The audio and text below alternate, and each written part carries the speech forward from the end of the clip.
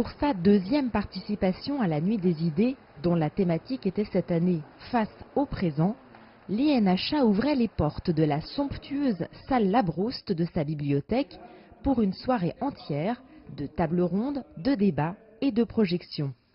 Des interventions de spécialistes de l'histoire de l'art de l'Afrique subsaharienne ou d'autres régions non occidentales, mais aussi d'écrivains, d'artistes, d'ethnologues pour dialoguer autour du questionnement sur notre rapport aux œuvres d'art dans la diversité des manières de les aborder. Une confrontation aussi entre la recherche et les attentes du grand public. L'Institut national d'histoire de l'art a pour objectif de favoriser la recherche en histoire de l'art.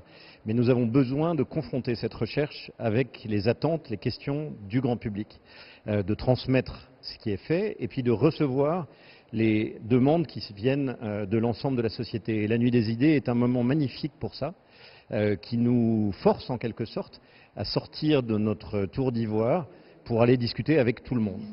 Cette spécialiste de l'Éthiopie revient sur la prise de conscience récente de l'historicité des objets non occidentaux dans les musées, qui affichent seulement depuis peu des indications de date sur ces objets. Des objets collectés pour leur majorité entre la fin du 19e et le début du 20e siècle, qui donnent donc une image très étroite de ce que serait l'art africain et dont l'acquisition a été favorisée par des situations d'asymétrie. Je pourrais par exemple prendre le cas de l'exemple du royaume du Bénin, qui sont des objets que connaissent les Occidentaux depuis le XVIIe siècle, puisqu'ils se rendent dans la capitale de ce royaume, mais auxquels ils n'ont pas accès et qu'ils ne peuvent en aucun cas acquérir, puisque le royaume de Bénin est à ce moment-là un pouvoir fort qui contrôle ce qu'il veut bien laisser sortir à l'extérieur. Et on aura un renversement de situation complètement différent à la fin du 19e siècle, avec le sac de la capitale par les armées britanniques, qui vont à ce moment-là sortir de pays des centaines d'objets et en même temps, c'est aussi paradoxal, faire connaître au monde entier la richesse de cette civilisation. Il s'agit donc aujourd'hui de trouver une place pour ces objets, visibles pour tous dans les musées et considérés par les Occidentaux comme des œuvres d'art.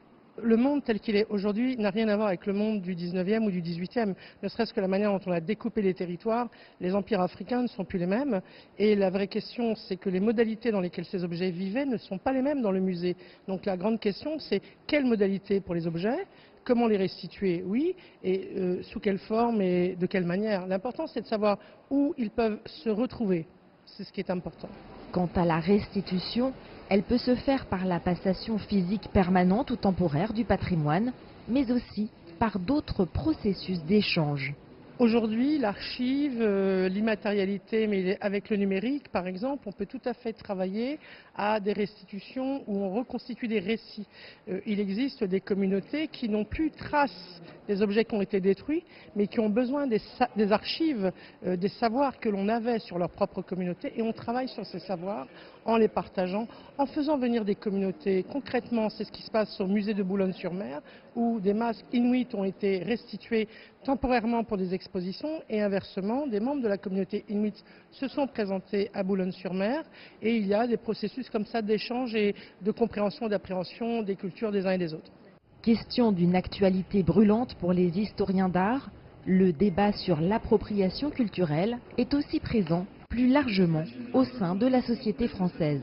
C'est une question qui m'intéresse depuis longtemps, d'abord parce que j'ai des amis congolais qui sont particulièrement concernés par cette question, qui sont eux-mêmes collectionneurs et qui m'ont parlé de ce sujet depuis longtemps. Et en fait, récemment, j'ai exposé au musée de la Porte Dorée. Et du coup, la question de la colonisation et de ses conséquences, ça m'intéresse. Faciliter la circulation des idées et croiser les regards pour tenter de prendre à bras le corps les défis contemporains, tel est l'objet de cet événement devenu global et dont la fréquentation montre bien le besoin de poser un regard distancié sur notre présent. Jade Charles, CGTN, Paris.